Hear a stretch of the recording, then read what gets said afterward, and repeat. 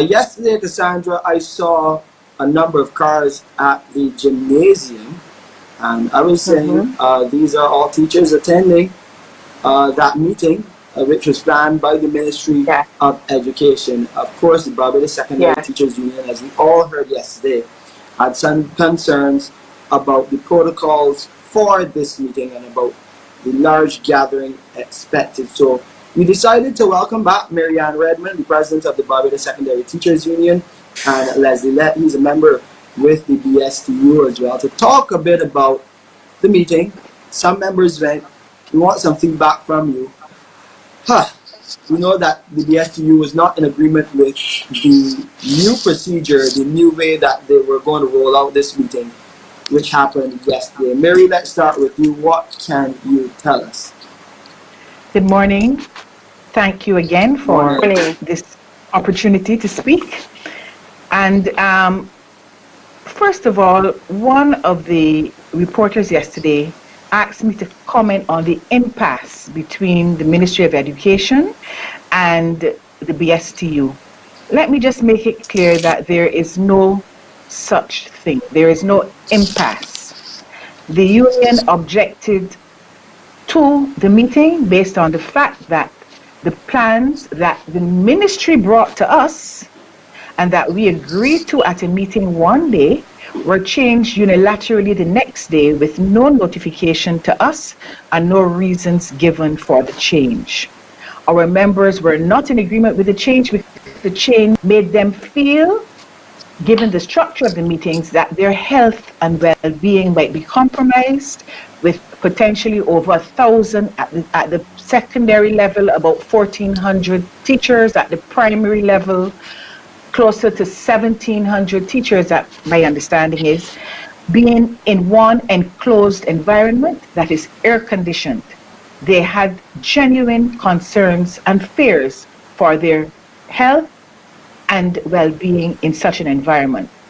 There were also concerns raised at the lack of Zoom facilities, so that if persons were not comfortable in that environment, they could still make an input, because we have a lot of teachers who have comorbidities, and we cannot have a meeting that was set up in a way that would have been prejudicial to them in terms of the ability to make input into an area that is important for them. They need to know too, with the reopening of school, how provisions will be made for them with their comorbidities to function. The teachers also queried the potential effectiveness and productivity of a meeting with so many persons at one time within the 2.5-hour time frame that was initially communicated to us would be the duration of the meeting. We also had concerns that we saw no schedule for a meeting with ancillary staff. The role of the ancillary staff in school is a vital role, and it is one that will assume even greater importance as we move back on plant within a COVID-19 environment. And those essentially were the reasons why the membership, this was not a directive from the union, the membership at our meeting decided that they would remain at home based on those circumstances. Yet it was evident that they did not turn up, and we are not sure our membership in the primary union sector is significantly less than in the secondary sector, and we will await today's results in terms of attendance at the meeting, but certainly our members kept to the decision that they made the evening prior. Okay, so Mr. Lett, let's bring you in here. Though I take it then no Zoom facility would have been put in place after we spoke yesterday? No. Good morning. There was no online. We didn't receive any information about the provision of any online facility. No, so that was not offered.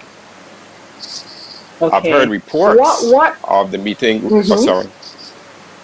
Go ahead. Go ahead. I was saying I heard reports. I heard the minister say that part of the meeting was, I was interested to hear her saying that the ministry was looking at how to treat the teachers who are predisposed to certain illnesses and certain underlying conditions in the context of a return to school campuses. And I can only hope at that time there will be a more empathetic approach to what has been exposed now by refusing to offer online facilities to this meeting to encourage engagement, to facilitate engagement. So I'm hoping it will be better. They'll be treated better, and more empathetically.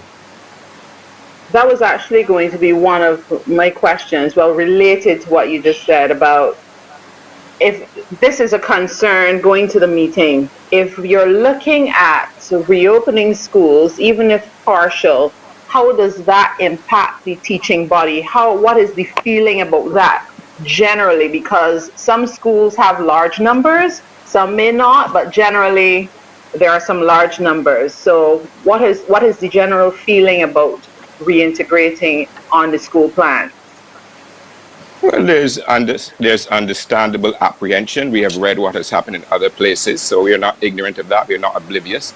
But I think the president can speak to a letter that was sent to the ministry, which outlined what teachers were proposing and suggesting that could be the protocols. That could be what was happening with the initiation of the 2021 academic year. I mean, personally, there's nothing I would prefer than to go back on campus. I prefer the face-to-face engagement. Mm-hmm. But I think all teachers would have been during this vacation. We're anticipating that it might be a blended approach, and I think all of us have been doing some work on prepping how to conduct the online classes, looking for resources, looking for videos, even making our own videos. And that's what we've been doing during the vacation. But the president could more speak to what we would like to see, what we would suggest, what are the options that we put on the table for the ministry. Okay. So over to you, Mary. Let's hear what are your thoughts in this regard. Oh, no, we had a meeting with our membership and our executive, and a number of recommendations were made. These recommendations were put in a 5-page letter to the ministry since the 28th of June.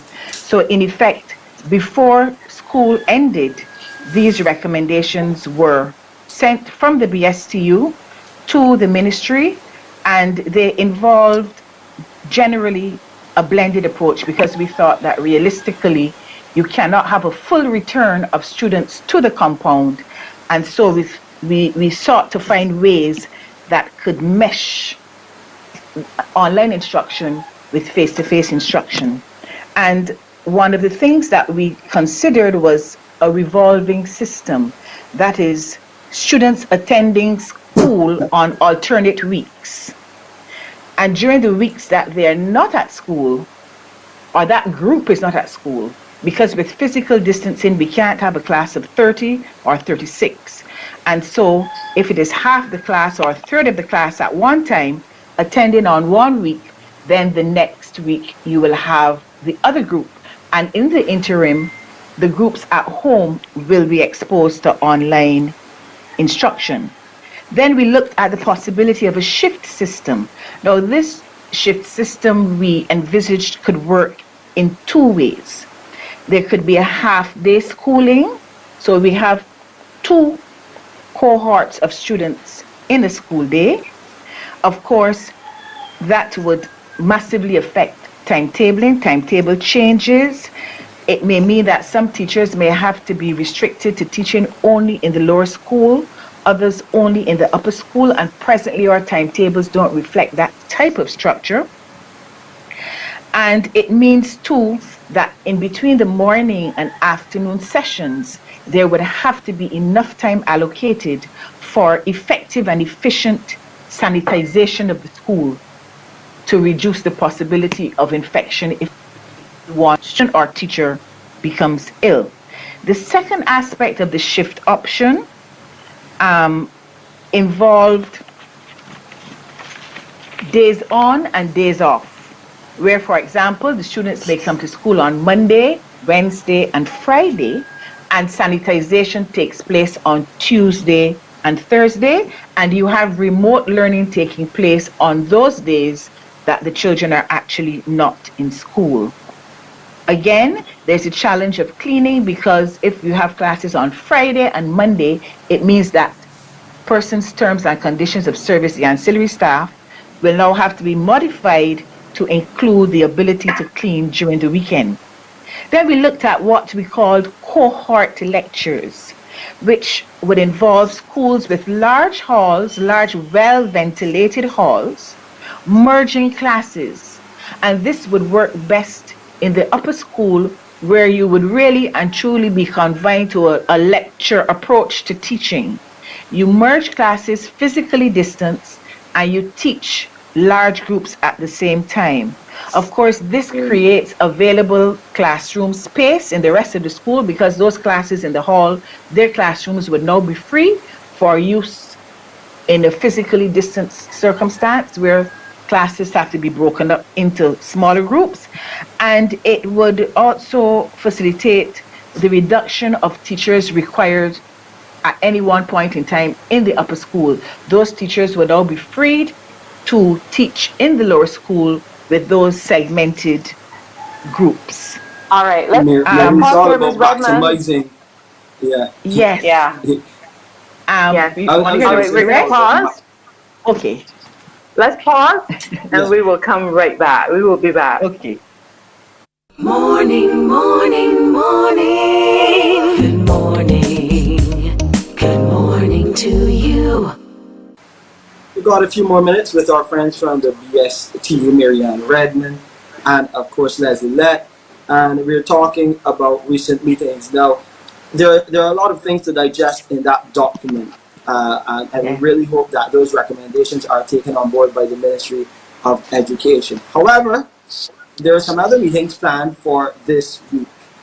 There is one today, and then there is one on Friday as well. Primary school teachers first, and then the nursery, and then those who teach special needs. What happens there? Any concerns? And how do we move forward thereafter? Well, okay. No, I mean, I defer to the president here. She would have a more global view of it than I. In terms of the meetings, well, one would hope that the ministry would achieve its objectives in holding the meetings, and the persons who attend would be allowed to put forward their perspectives, and those perspectives will input into the weekly meetings that we have been having as unions with the ministry to plan the way forward. We have had 2 of those meetings so far. It was indicated that because of the planned meetings, there would be no meeting this week.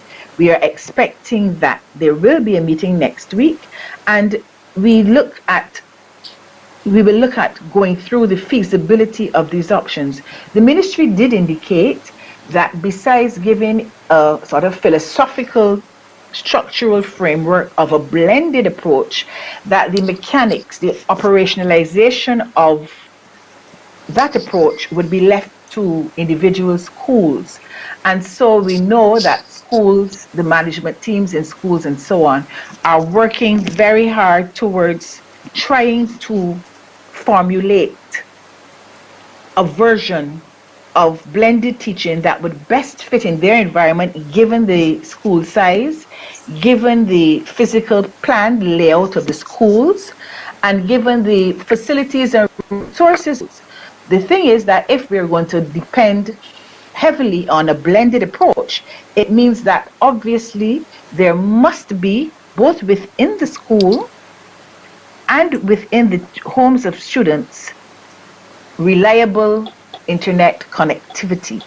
Internet connectivity is a problem in schools, and we are assuming that the ministry is working very hard in attempting to remedy this, because one of the options available with the blended approach is that while you're actually in the classroom, for the children who are home, they can follow directly live in real time what is happening in the class. That can only happen in a variety of classes at the same time if you have the wherewithal to do it. If there are devices available to both teachers and students to do it, if there's internet connectivity, and of course, for some students, if there is electricity even available.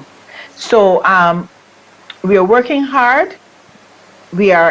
What is necessary here is a collaborative approach.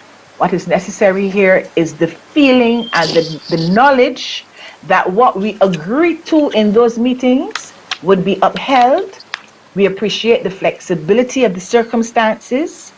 We appreciate the fluidity of the circumstances, but when plans have to change, we expect that we will be treated in a sensitive and respectful manner. Those changes will be communicated to us, reasons would be given, and we can work then with those changes. But there must be mutual respect for the dialogue and the collaboration that is necessary. Okay. All right, Mr. Latt, would you like to add something to the president's comment? Because we definitely are looking at moving forward. Yeah. No, I would, moving forward is very important, but to move forward, you have to be on a firm footing. You have to do things the right way. And I would like to emphasize what my president said, that this time, more than any other, there is a need for collaboration and cooperation. And the union, the BSTU, has always been ready to make purposeful, constructive, and meaningful engagement in any such process. But for collaboration and cooperation to exist, the bedrock must be trust, good faith, transparency. And I don't think the membership is too happy with efforts to trivialize this aspect of the organization of this meeting. And I think it cannot be. I understand why they're trivializing it. I've heard the minister speak. It seems to be not a big deal. And I understand why, because I'm a student of George Orwell and I know his predominant themes, but that cannot be trivialized. It's good to move forward, but you have to do it on a good footing. And the modus operandi that we have seen exposed here, which defies decency, I hope it is not going to be a blueprint for future engagement, because if that is going to be the blueprint, there is going to be massive problems. And I think people need to understand this. It was not the meeting itself, it was how the ministry went about changing what they had brought to the union and we had agreed upon. It is the modus operandi of that change, because we know there'll be change. There has to be flexibility, but the modus operandi of how you go about that is the problem. And I think to have an agreement with the union leadership, and then hours after, minutes to midnight, you send out something completely different to the membership, you are going to drive some kind of wedge between those two layers. And I think that is what is the context of what Brother Shepherd talked about when he said divide and rule strategies. You can believe him, or you might not agree with him, or you could agree with him. But I'm saying any such ploys of divide and rule will not be tolerated by the membership. Okay, and, we have to leave it there. I'm hoping that the ministry will have a more decent modus operandi with engaging with us in the future. We absolutely have to leave it there for today, but we appreciate your contributions, and hopefully we can also hear from a representative of the ministry at some point. Thank you so much, Leslie Lett, BSTU member, and President Marianne Redmond. Thank you both for spending time with us on Morning Barbados. Good morning.